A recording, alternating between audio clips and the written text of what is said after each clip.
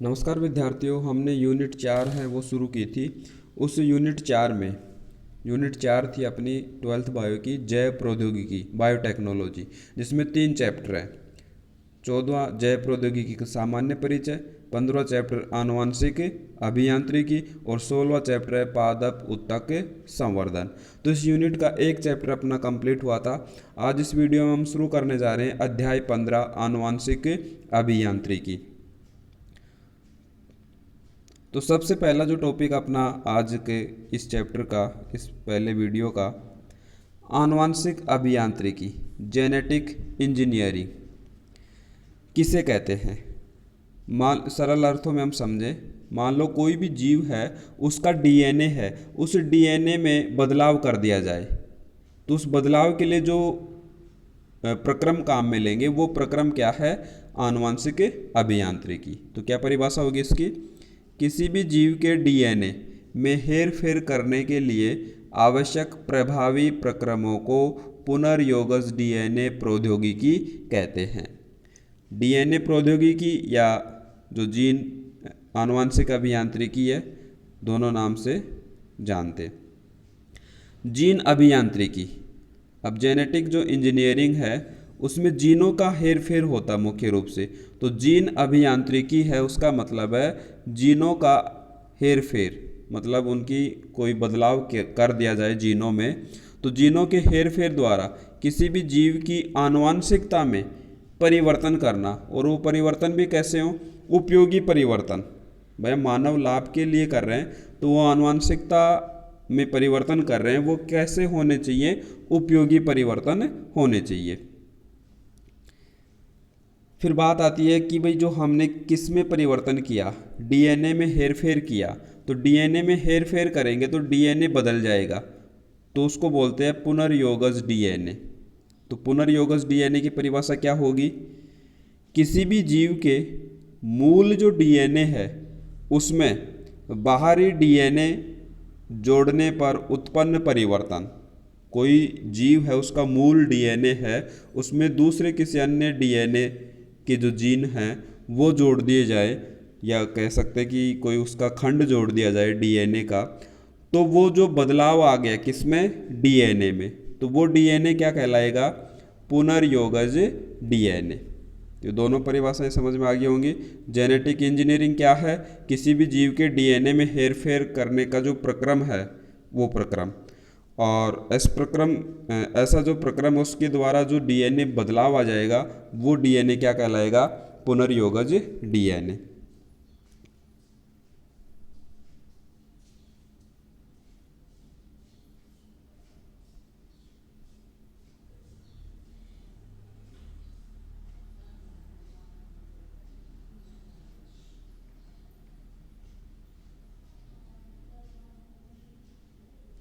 तो नेक्स्ट है पुनर्योगज जो डीएनए, उसकी खोज सबसे पहले किसने की, स्टेनले कोहन व बोयर नाम के दो वैज्ञानिक थे, कुछ उनके सहयोगी थे।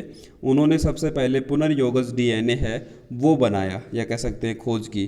तो इन्होंने क्या किया, 1973 में साल्मोनेला व ई कोलाई, ई जो देखो हमेशा आपको शॉर्ट में लिखा दिखेगा ये इस तरह से, तो इसका अर्थ होता है इस्चीरिया, जो दो पद होते हैं वंश और जाति, तो इस्चीरिया वंश है, कोलाई क्या है, जाति।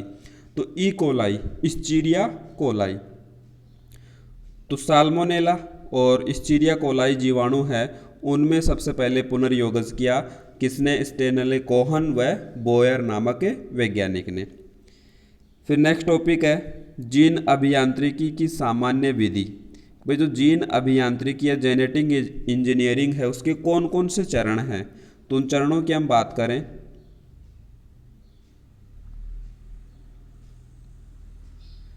तो ये चरण यहाँ पर दिए हुए हैं। जीन अभियांत्रिकी की जो प्रमुख विधि है वो कौन सी है, पुनर्योगज डीएनए तकनीक। जो डीएनए है उसमें हेरफेर करना, जीन या डीएनए का खंड कोई जोड़ना, तो वो जो नया डीएनए बनेगा उसको हमने क्या कहा है, पुनर्योगज डीएनए। तो जो पुनर्योगज डीएनए किसकी सामान्य या प्रमुख विधि है, जेनेटिक इंजीनियरिंग की। अब इसके कौन कौन से चरण हैं, देखिए पुनर्योगज जो डीएनए बनेगा वो किस प्रकार से बनेगा। सबसे पहले हम क्या करेंगे, वांछित जीन की पहचान। भाई कोई भी जीन, पीछे बताया हमने परिभाषा क्या, जीनों की हेरा फेरी। तो कोई भी वांछित जीन है जो हम डालना चाहते हैं, ऐड करना चाहते हैं, तो उसकी पहचान करेंगे। पहचान करके कोई भी डीएनए या जिस भी जीव से डीएनए लिया है उसमें से उसको पृथक कर लेंगे। तो ये पहला चरण हो गया, वांछित जीन की पहचान और उसका पृथक्करण। फिर दूसरा चरण है क्लोनिंग वाहक का चयन।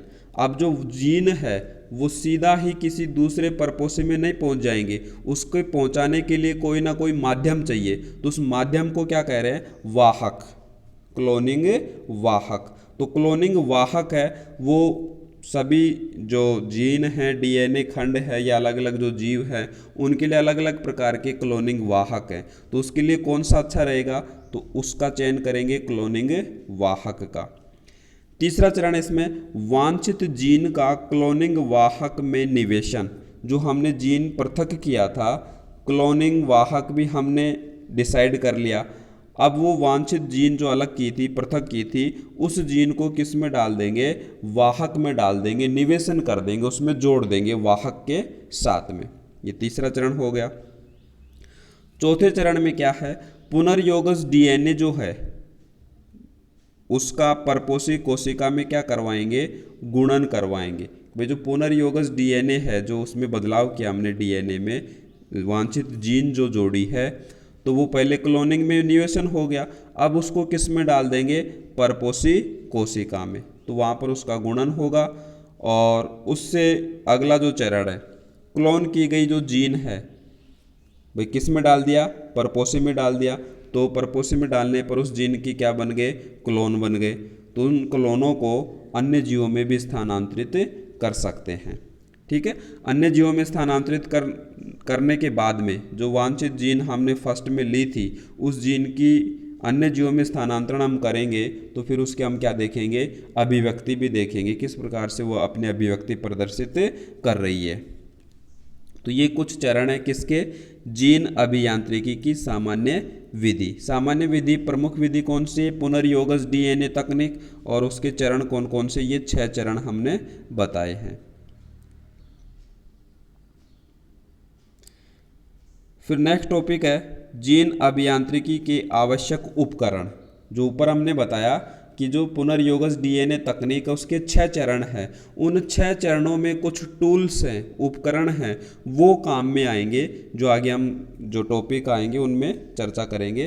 पर वो टूल्स कौन कौन से हैं, रेस्ट्रिक्शन एंडोन्यूक्लियेज एंजाइम है, इसकी आवश्यकता पड़ेगी पुनर्योगज डीएनए तकनीक में। ये क्या है, अभी इसकी आगे हम चर्चा करेंगे।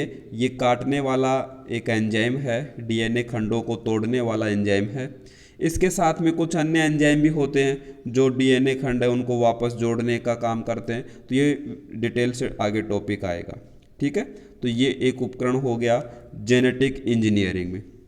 दूसरा हमने बताया अभी कि वाहक की आवश्यकता पड़ेगी, सीधा ही हम किसी परपोषी कोशिका में नहीं डाल देंगे, उसके लिए किसकी आवश्यकता पड़ेगी, वाहक या वेक्टर की आवश्यकता पड़ेगी। ठीक है, उसके बाद में जो ग्राही कोशिका जिसको हमने क्या कहा, परपोषी, तो उस ग्राही कोशिका है उसकी भी आवश्यकता, तो वो भी आवश्यक उपकरण में शामिल किया जाता है। और फिर उनको जीनों को क्लोन बना लिया हमने, अन्य जीवों में स्थानांतरित कर दिया, तो वो क्लोन बना करके और उन जीनों को सुरक्षित कर लेते हैं, तो वो क्या कहलाएगा, जीन बैंक। जैसे अपना ब्लड बैंक होता है वैसे जीनों को संग्रहित करके सुरक्षित रखना जीन बैंक। तो ये कौन सा टॉपिक है, जीन अभियांत्रिकी के आवश्यक उपकरण। तो जो पीछे अभी टॉपिक पढ़ा हमने कौन से वाला, ये वाला, कि भाई जो जीन अभियांत्रिकी है उसकी सामान्य विधि। तो प्रमुख विधि कौन सी है, पुनर्योगज डीएनए तकनीक। उसके कितने चरण हैं, 6 चरण हैं। उन 6 चरणों के साथ में ये टूल्स हैं वो आते जाएंगे आगे। जो आवश्यक उपकरण बताए हमने, इन्हीं 6 चरणों के साथ साथ में ये आते जाएंगे, वहाँ पर हम इनका अध्ययन करते जाएंगे। ठीक है, तो जो हमने ऊपर चर्चा की टॉपिक की, कौन से वाला एक बार पुनः देख लें, जीन अभियांत्रिकी की सामान्य विधि। तो विधि के जो 6 चरण हैं, अब इनको एक एक करके हम डिटेल से पढ़ेंगे। जैसे पहला चरण हमने ये लिया,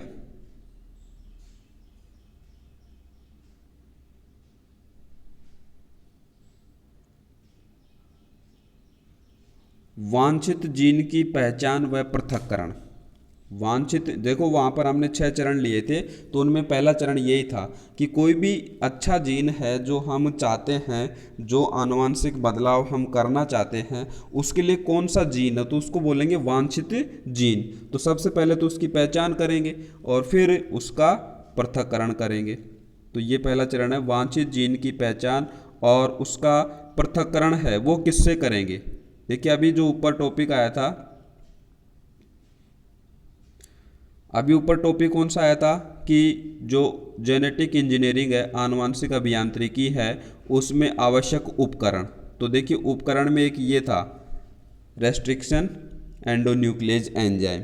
तो ये एंजाइम क्या करता है, वो वांछित जीन की पहचान करके और उसको अलग करने में वो उपयोगी है। ठीक है, वांछित जीन की पहचान कर उसे रेस्ट्रिक्शन, जिसको हिंदी में प्रतिबंधन भी बोलते हैं, रेस्ट्रिक्शन एंडोन्यूक्लियेज एंजाइम है, उसकी सहायता से उसको हम काट सकते हैं, अलग कर सकते हैं। ठीक है, तो इसी को हम आगे बढ़ा रहे हैं। तो इस एंजाइम का प्रयोग हो गया। इस एंजाइम की खोज के बारे में वर्नर व स्मिथ वैज्ञानिक है, उन्होंने खोज की सबसे पहले। ये एंजाइम है, इनको दूसरा नाम भी दिया गया है, कई बार पूछते हैं, आणविक कैंचिया। आणविक मतलब जो जैव अणु हैं उनको काटने वाले ये हैं। ठीक है, तो इसलिए इनको आणविक कैंचिया भी नाम दिया गया है। इनका काम क्या है, ये डीएनए अणु को निश्चित स्थान है वहाँ से काटते हैं और इसी कारण से इनको आणविक कैंचिया कहा गया है। प्राकृतिक रूप से ये जो एंजाइम है, E coli, bacillus, streptococcus, thermus aquaticus, ये कुछ जीवाणु हैं, उनमें ये प्राकृतिक रूप से एंजाइम पाया जाता है। फिर इसके बाद में से एंजाइम के 3 टाइप बताए गए हैं, टाइप फर्स्ट, सेकंड और third. Type first endonuclease R first, R second और आर थर्ड, इस संकेत से इसको दर्शाते हैं। अब इसी टॉपिक में चूँकि हम रेस्ट्रिक्शन एंजाइम के बारे में पढ़ रहे हैं, तो रेस्ट्रिक्शन एंजाइम है उसका नामकरण कैसे करते हैं। तो नामकरण के बारे में कुछ नियम हैं जो कक्षा 11 में भी थोड़ा बहुत हमने एंजाइम्स है, और शायद इसमें भी आपके कक्षा 12 में भी एक चैप्टर आया था। तो रेस्ट्रिक्शन एंजाइम का जो नामकरण है उसके कुछ नियम है, चरण हैं। तो पहला नियम क्या है, वे एंजाइम का जो प्रथम अक्षर है वो किसका है, वंश का, किस में लिखा जाएगा, बड़े अक्षरों में। ठीक है, दूसरा नियम क्या कहता है कि जाति का जो अक्षर है वो छोटा आएगा और 2 अक्षर लेंगे। जाति के कितने अक्षर लेंगे, 2 अक्षर लेंगे और छोटे लेंगे, जिसको हम किसके बाद में लिखेंगे, वंश के बाद में। तीसरा नियम क्या है भाई, पहला वंश का हो गया बड़ा अक्षर, फिर 2 अक्षर किसके, जाति के, इस प्रकार से 3 अक्षर हो गए। चौथा जो अक्षर है वो वंश के प्रभेद को, चौथा अक्षर है वो किसको दर्शाएगा, वंश के प्रभेद को, कि भाई उसका टाइप कैसा है। ठीक है, और उसके बाद में जो प्रभेद के बाद में यदि एक ही जीव से एक से अधिक रेस्ट्रिक्शन एंजाइम प्राप्त किए गए हैं तो फिर उनको रोमन अंकों के साथ में प्रदर्शित करते हैं। तो एक उदाहरण के द्वारा आप अच्छे से समझ जाएंगे। नीचे हम उदाहरण ले रहे हैं, जैसे ये उदाहरण है ECOR फर्स्ट, ECOR सेकंड, ये 2 उदाहरण हैं। तो देखिए जो 4 नियम लिए हमने, ABCD 4 नियम लिए हैं। तो पहला तो नियम ये हो गया कि भाई ई है, बड़ा है, तो ये वंश को दर्शाएगा, ई मतलब स्चीरिया। ठीक है, फिर कोलाई है, COLI, कोलाई, ये पूरा नाम है। अब इसके कितने अक्षर लेने हैं, 2 अक्षर लेने हैं, एक लिया C और दूसरा लिया O, और दोनों को किस में लिखेंगे, शॉर्ट में। देखो ये वाला शॉर्ट में लिखा हमने। फिर तीसरा नियम क्या था कि उसका प्रभेद, तो ये R है वो प्रभेद को दर्शा रहा है। ठीक है, पहला, दूसरा, तीसरा, चौथा अक्षर किसको दर्शा रहा है, प्रभेद को। और फिर प्रभेद यदि एक से ज़्यादा है, जैसे मान लो यहाँ पर R फर्स्ट भी है और R सेकंड भी है, तो इसलिए हमने इनको रोमन संख्या में दे दिया फर्स्ट और सेकंड। तो ये रेस्ट्रिक्शन जो एंजाइम है उनके नामकरण के नियम हैं। ठीक है, अब इसमें एक उदाहरण दिया गया है ई कोलाई आर फर्स्ट का। ये जो एंजाइम है वो डीएनए के क्रम को कैसे पहचानता है और कहाँ से वो काटता है। तो ये दो जो न्यूक्लियोटाइड्स हैं, क्षार पढ़े हमने नाइट्रोजनी क्षारक, एडेनिन, गुआनिन, साइटोसिन, थाइमिन, ये नाइट्रोजनी जो क्षारक होते हैं, तो उनके ये दो संयोजन हैं। ठीक है, तो ये देखो यहाँ से काट रहा है इस प्रकार से और यहाँ से इस प्रकार से। कौन? ई कोलाई आर इसका प्रभेद है, फर्स्ट इसका जो रोमन संख्या में देते हैं हम फर्स्ट सेकंड प्रकार। तो ये देखिए यहाँ से जी और यहाँ से इधर से जी, ये अलग हुआ। ठीक है, यहाँ पर क्या बचे? सी टी टी ए ए, यहाँ भी सी टी टी ए ए। तो नीचे जो इनका संयोजन है, पहले तो ये कट गए, यहाँ से कट गया, यहाँ से कट गया, किसके द्वारा? रेस्ट्रिक्शन, जो प्रतिबंधन एंजाइम है उनके द्वारा। फिर बाद में ये लाइगेज है, आगे पढ़ेंगे हम, लाइगेज जो एंजाइम है उसके द्वारा जोड़े जाएंगे। तो यहाँ से कट गए, देखो जी के बाद का हमने नहीं लिखा है। ठीक है, और इधर भी जी के बाद का नहीं लिखा है। तो इधर तो देखो जी के बाद के क्या बचे? ये बचे ए ए टी टी सी। इधर जी ये कट गया तो इधर क्या बचे? ए ए टी टी सी। अब ये किस प्रकार से जुड़ेंगे? लाइगेज। ये जी है वो इस प्रकार से नीचे वाले से जुड़ गया, ये जी है वो इस प्रकार से ऊपर वाले से जुड़ गया। तो ये जोड़ने का कार्य है लाइगेज एंजाइम का। देखिए इस बात को हमने नीचे लिखा भी है। इस प्रकार भिन्न स्रोतों से जो प्राप्त डीएनए टुकड़े, दो अनुक्रम लिए थे हमने नाइट्रोजन क्षारकों का, तो वो दोनों अलग अलग स्रोतों से प्राप्त किए थे और उनको वापस जोड़ने का काम कौन कर रहा है? DNA ligase enzyme. DNA ligase enzyme ये जोड़ने का काम कर रहा है। और ये जोड़ने का जो काम है उसमें कौन सा बंध बनता है, ये भी कई बार पूछ लेते हैं। फॉस्फोडाइएस्टर बंध, फॉस्फोडाइएस्टर बंध बना करके ये जोड़ने का कार्य होता है। तो ये तो एक मुख्य हुआ रेस्ट्रिक्शन, प्रतिबंधन एंजाइम।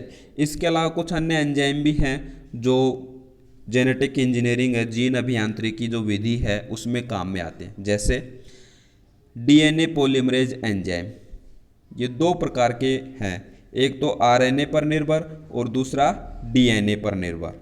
तो जो आरएनए पर निर्भर है वो क्या करेगा? आरएनए टेम्पलेट पर डीएनए सूत्र के न्यूक्लियोटाइडों का बहुलीकरण करता है। अब टेम्पलेट क्या होता है? टेम्पलेट हम कह सकते हैं सांचा।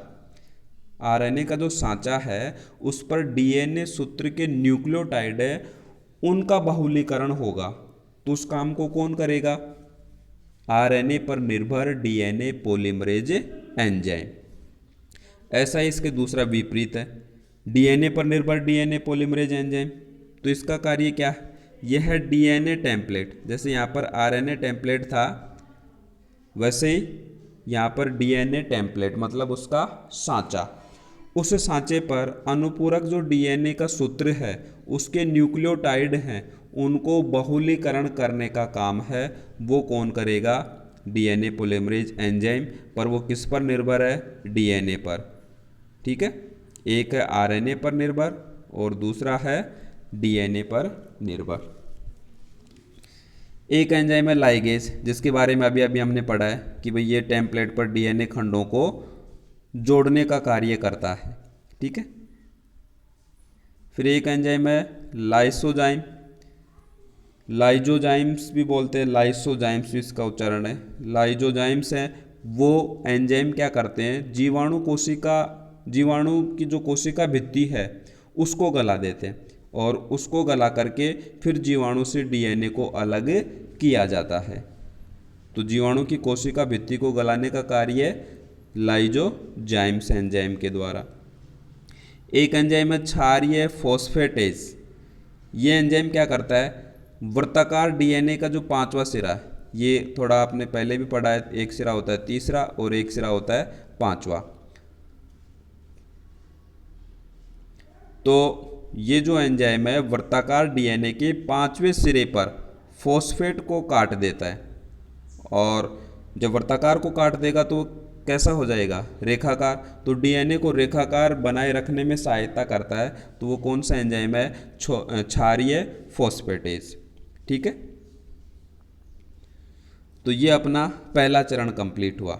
वापस से हम चलें तो एक बार पुनः यहाँ पर आ सकते आप। ये मेन टॉपिक अपना चैप्टर का जीन अभियांत्रिकी की सामान्य विधि। ठीक है, सामान्य विधि में ये पहला चरण अपना हुआ।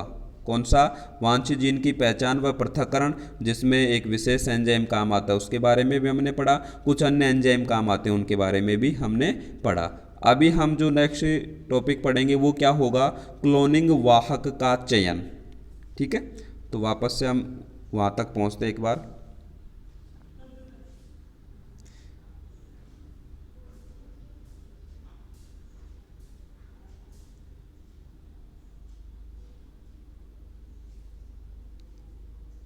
ये अपना सेकंड टॉपिक ये रहेगा, क्लोनिंग वाहकों का चयन। जो आनुवंशिक अभियांत्रिकी है उसका पहला चरण हो गया, वांछित जीन की पहचान करें, उसको पृथक करें, जिसमें कुछ एंजाइम है उनके बारे में हमने बताया। दूसरा चरण क्या है, क्लोनिंग वाहकों का चयन। क्लोनिंग जो वाहक हैं उनका हम चयन करें, तो वांछित जीन है उसको पृथक कर लिया हमने, और उसको पृथक करने के बाद एक वेक्टर है, वाहक है परपोषी तक भेजने के लिए, उसकी आवश्यकता पड़ेगी। ठीक है, तो वो वाहक है वो किस प्रकार से हम चुनेंगे, तो उसकी पहले तो हम बात कर रहे हैं कुछ विशेषता। ये अपने आप में एक क्वेश्चन है कि वाहक उसमें कौन कौन सी विशेषताएं होनी चाहिए। तो पहले तो हम बात करेंगे किसकी, एक वाहक उसमें विशेषता की, फिर उसके कितने प्रकार है वाहक के, उनकी हम बात करेंगे। तो सबसे पहले विशेषता है, जो वाहक है वो परपोषी कोशिका में पुनरावृत्ति के लिए स्वतंत्र होना चाहिए। भाई जीन उनकी पुनरावृत्ति करेगा, क्लोन बनाएगा, तभी वो वाहक का कार्य कर पाएगा। दूसरी विशेषता, परपोषी में ये आसानी से प्रवेश कर सके, ऐसा होना चाहिए, और फिर वापस से पुनः पृथक भी हो सके, ऐसा वाहक होना चाहिए। वाहक में विशिष्ट प्रतिबंध स्थल होने चाहिए। प्रतिबंध स्थल क्या है कि वाहक है, वेक्टर है, उसमें डीएनए का जो खंड लिया हमने, जिस डीएनए में हमें बदलाव कर रहे हैं, तो वो वहाँ जाकर के आसानी से जुड़ सके। तो वो जुड़ेगा कब, जब वाहक में क्या होंगे, प्रतिबंध स्थल होंगे। तो ये विशेषता हो गई वाहक की। और इनमें एक चिन्हित स्थल भी होना चाहिए। तो चिन्हित स्थल है वो क्या करेगा, रूपांतरित जो कोशिकाएं हैं उनके चयन में सहायक होगा।